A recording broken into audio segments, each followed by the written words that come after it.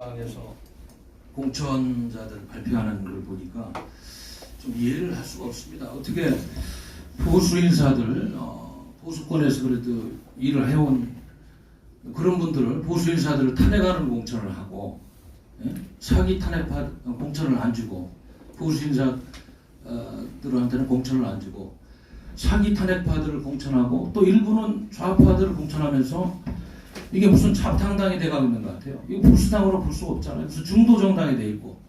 그러다 보니까 물론 우리 자유공화당이 더 선명하게 자유우파 보수당이라는 그런 자리매김을 하고 있습니다만은 정말 이해할 수 없는 그런 공천 결과들이 지금 진행되고 있어요. 뭐 오늘 또 DK 지역 또 공천 결과가 나온다니까 지켜보겠습니다만은, 그래서 이 대한민국 보수를 위해서 헌신하고 헌법 정신을 지키고 대한민국의 정체성을 지키려고 노력해온 인사들을 이렇게 폐지하고, 또 박근혜 대통령님이 큰 통합 논리 차원에서 이야기하고 있는 정신을 구현하고 있는지, 우리는 박근혜 대통령님의 그런 통합 정신이라든지 옥중서신에 나온 그런 메시지를 전적으로 존중합니다. 그런데 지금 공천하는 형황을 보면 과연 그러한 박근혜 대통령님의 정신과 박근혜 대통령님이 추구하고 있는 보수 발전의 논리를 수용하고 있는 것인지 묻지 않을 수가 없습니다. 그래서 저는 개인적으로 우리 유영하 변호사 제 친구고 군대 생활도 같이 했습니다. 동기 이등병부터 병장까지 그렇습니다만 몇 가지 좀 말씀을 유영하 변호사한테 좀 물어야 되겠어요. 물론 이 변호사는 박근혜 대통령을 3년간 변호하면서 고생을 했습니다. 박근혜 대통령을 면접하는 유일한 사람이고 많은 고생한 것을 누구나 알고 있습니다. 그러나 최근의 행적에 대해서 한번 몇 가지 좀 물어봐야 되겠어요. 지난 2월 17일 날 자유한국당을 탈당했습니다. 조선, 중앙, 문화 등 주요 언론이 탈당을 박스 기사로 다뤄졌어요. 최근에 박근혜 대통령의 의중이 반영된 것이라는 그런 해석 기사도 있었습니다. 2월 19일에는 홍문종 의원이 인터뷰를 통해서 친박신당 창당을 선언하고 유 변호사가 곧 친박신당으로 올 것이라고 그런 이야기도 했습니다. 또 홍문종 의원은 2월 22일에도 언론 인터뷰를 통해서 25일 창당대회를 하고 유 변호사와 함께 박 대통령을 찾아가서 옥중 메시지를 받아서 공개하겠다고 천명했습니다. 그런데 홍문종 의원은 친박신당 창당 하루 전인 24일 밤 돌연 유튜브 방송을 통해서 박근혜 대통령님의 메시지는 없다고 사과를 했습니다. 그리고 일주일여가 지난 4일날, 3월 4일날 박근혜 대통령님의 옥중 메시지를 발표하더니 어제는 하루 만에 미래한국당에 입당하고 비례대표 공천 신청을 했다. 참 이거는 그동안에 보수를 위해서 고생한 분들이 찬찬히 살펴보면은 여러 가지 의문점을 갖는 행보예요.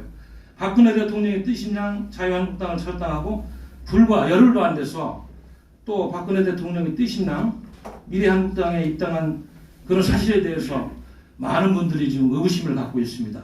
나갈 때도 대통령님의 뜻이라고 했고 들어올 때도 대통령님의 뜻이라고 하는데 이게 도대체 무슨 뜻인지 저도 참 어안이 벙벙할 따름입니다.